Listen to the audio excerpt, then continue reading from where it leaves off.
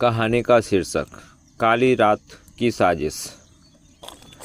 दिल्ली की घनी गलियों में जहां रौनक और अंधेरा साथ साथ चलते हैं, वह काली रात ने शहर को हिला कर रख दिया।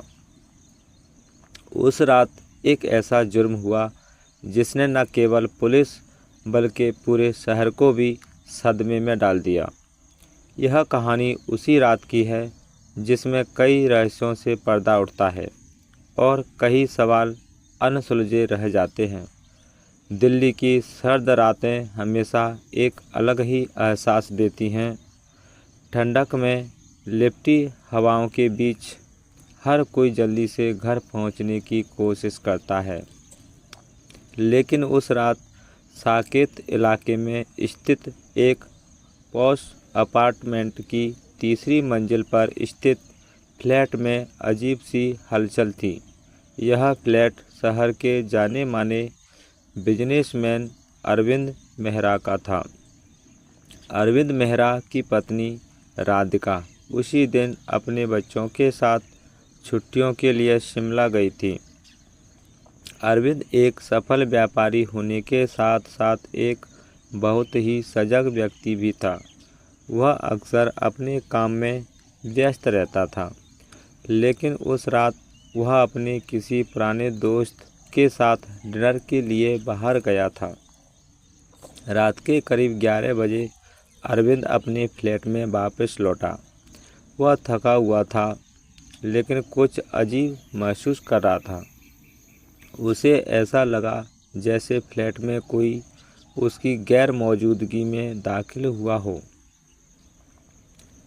जब उसने अपने फ्लैट का दरवाज़ा खोला तो उसकी आंखें चौंधिया गईं।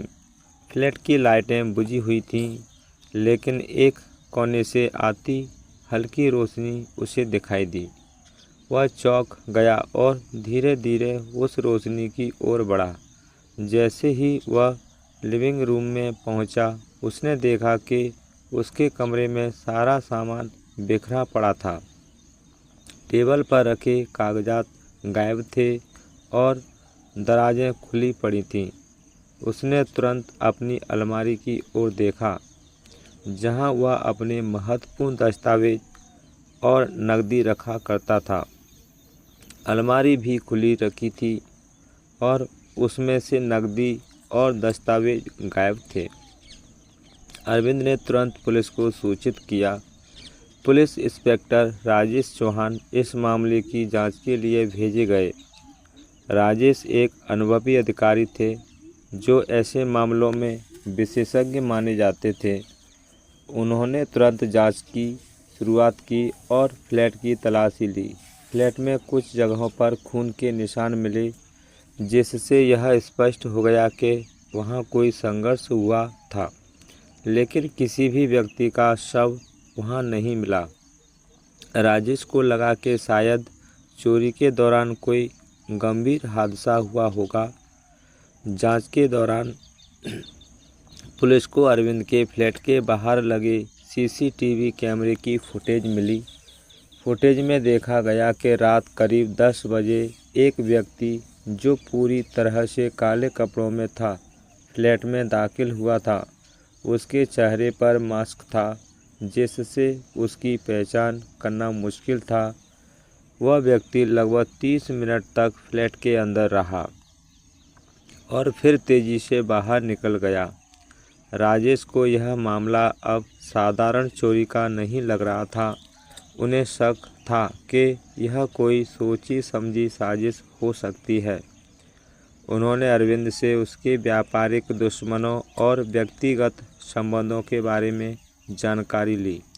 अरविंद ने बताया कि उसे किसी से कोई दुश्मनी नहीं थी, लेकिन हाल ही में उसने एक बड़ी डील में विजय शुक्ला नामक एक व्यक्ति को मात दी थी, जो कि एक बहुत ही प्रभावशाली व्यक्ति था। राजेश ने तुरंत विजय शुक्ला से पूछताछ की। विजय एक प्रभावशाली व्यवसायी था और उसे आसानी से पुलिस के सामने पेश नहीं किया जा सकता था, लेकिन राजेश के पास उसके खिलाफ कोई ठोस सबूत नहीं था। इसलिए उन्होंने दूसरी दिशा में जांच शुरू की। राजेश ने अरविंद के ऑफिस और घर के नौकरों से भी पूछताछ की। तभी उन्हें पता चला कि अरविंद के घर में काम करने वाले नौकर रमेश की पिछले कुछ दिनों से गतिविधियां संदिग्ध थीं। रमेश ने पिछले 1 महीने में कई बार अचानक छुट्टी ली थी और उसकी हरकतें कुछ अजीब थीं। राजेश ने रमेश पर कड़ी नज़र रखी। जल्द ही उन्होंने पता लगाया कि रमेश का संपर्क विजय शुक्ला के एक करीबी आदमी से था। जब राजेश ने रमेश से कड़ाई से पूछताछ की तो उसने सारा सच उगल दिया। रमेश ने कबूल किया कि उसने विजय शुक्ला के कहने पर अरविंद के फ्लैट में नकली चोरी की साजिश रची थी। लेकिन यह मामला सिर्फ चोरी तक सीमित नहीं था। रमेश ने बताया कि विजय शुक्ला ने अरविंद के खिलाफ साजिश रचकर उसे व्यापारिक दुनिया से खत्म करने की योजना बनाई थी। रमेश ने फ्लैट से महत्वपूर्ण दस्तावेज और नकदी चोरी की थी ताकि अरविंद को आर्थिक रूप से कमज़ोर किया जा सके। लेकिन साजिश की असल वजह यह थी कि विजय ने अरविंद को बर्बाद करने की कसम खाई थी।